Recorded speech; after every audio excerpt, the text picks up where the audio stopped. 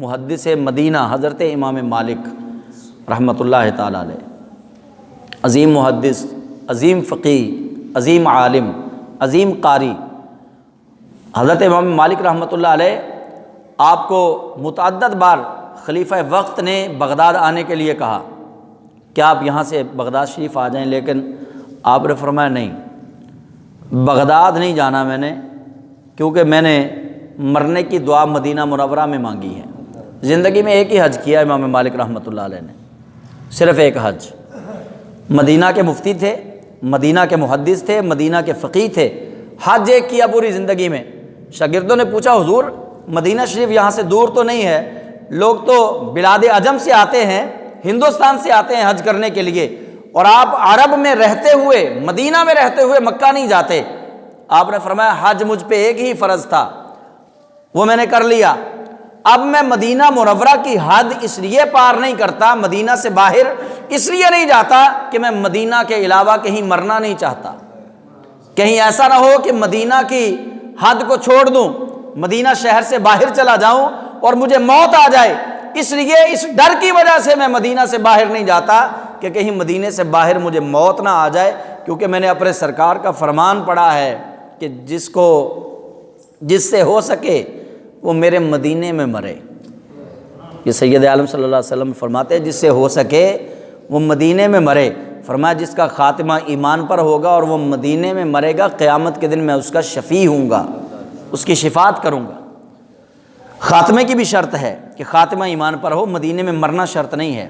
خاتمہ ایمان پر ہو اور وہ مدینے میں مرے، سرکار فرماتے ہیں میں اس کی شفاعت کروں گا۔ حضرت سیدنا عمر فاروق رضی اللہ تعالیٰ عنہ، آپ کا قول حضرت امام مالک نے نقل کیا، آپ فرماتے ہیں یہ میری آرزو نہیں، یہ خلیفہ دوم، خلیفہ راشد حضرت سیدنا عمر فاروق رضی اللہ تعالیٰ عنہ، ان کی بھی یہی خواہش تھی، وہ اللہ سے دعا مانگا کرتے تھے، اللہم ارزق شہادتاً فی سبیلک واجعل موتی فی بلد رسولک، یا اللہ یا تو مجھے شہادت کی موت دے، اگر شہادت کی موت نہیں دینی تو پھر مالک مجھے مدینے میں ہی موت دینا۔ یہ حضرت عمر فاروق رضی اللہ تعالیٰ عنہ یہ دعا مانگتے تھے۔ تو امام مالک رحمۃ اللہ علیہ مدینہ منورہ سے پیار اتنا ہے کہ خلیفہ ہارون الرشید نے آپ کو بڑے نسلی گھوڑے دیے تھے حضرت امام مالک رحمۃ اللہ علیہ کو، لیکن امام مالک رحمۃ اللہ علیہ نے کبھی مدینہ منورہ شہر کے اندر ان گھوڑوں پر آپ سوار نہیں ہوئے۔ ہارون الرشید نے پیغام بھیجا کہ جناب میں نے اتنے شوق سے، اتنی محبت سے آپ کو گھوڑے پیش کیے ہیں، اور عربی نسل کے گھوڑے ہیں، بڑے مہنگے گھوڑے ہیں، اور مجھے پتہ چلا آپ نے کبھی ان پہ سواری نہیں کی۔ تو امام مالک رحمۃ اللہ علیہ جواب میں فرماتے ہیں کہ میں کیسے گوارا کروں کہ جس مٹی کے ذرات نے میرے کریم آقا کے قدم چومے ہوں اور مالک کے گھوڑے اس مٹی پر چلیں۔ فرمایا میں یہ گوارا نہیں کر سکتا کہ میں جس گھوڑے پر سوار ہوں وہ گھوڑا ان مٹی کے ذرات کے اوپر سے چلے جن ذروں نے قدمین مصطفیٰ کو چوما ہے۔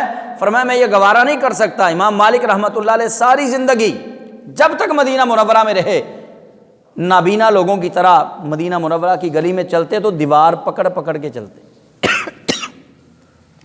دیوار کے ساتھ ہاتھ لگا کے چلتے۔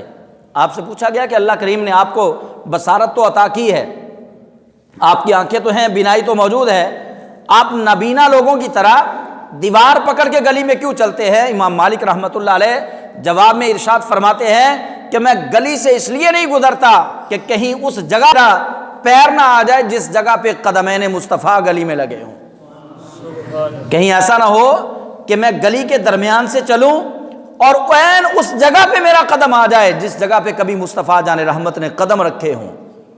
یہ ہے عشق رسول امام مالک رحمۃ اللہ علیہ کا۔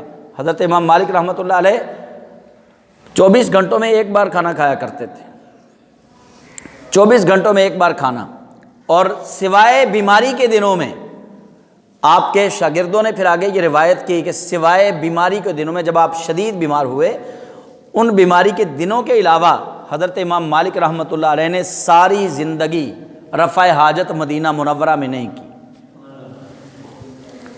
رفع حاجت مدینہ منورہ میں نہیں کی۔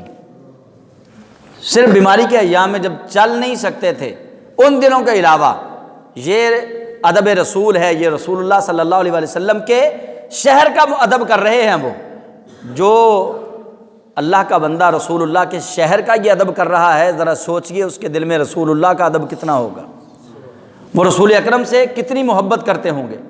حضرت امام مالک رحمۃ اللہ علیہ، آپ کو رسول اللہ علیہ السلام سے جو محبت ہے وہ اسی بات سے اس کا اندازہ لگیں۔ آپ چونکہ محدث مدینہ تھے، آپ کے پاس ہزاروں کی تعداد میں لوگ حدیث پاک کا علم سیکھنے کے لیے آتے تھے۔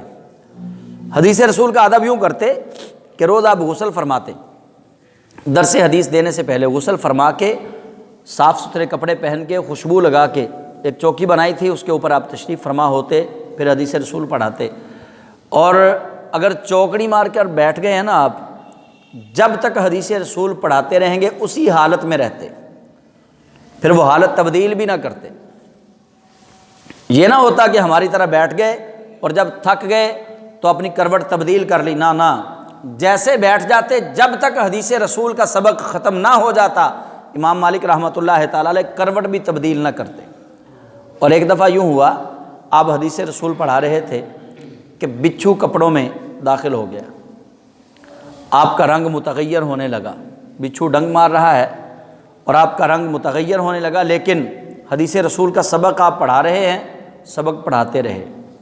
جب سبق مکمل ہو گیا، حدیث پاک کی کتاب کو آپ نے بند کر دیا، تب شاگردوں سے کہا کہ ذرا دیکھو کون سی چیز ہے جو ادھر ڈنک مار رہی ہے۔ دیکھا تو بچھو تھا، اس نے 16 ڈنک آپ کے مارے، 16 ڈنک۔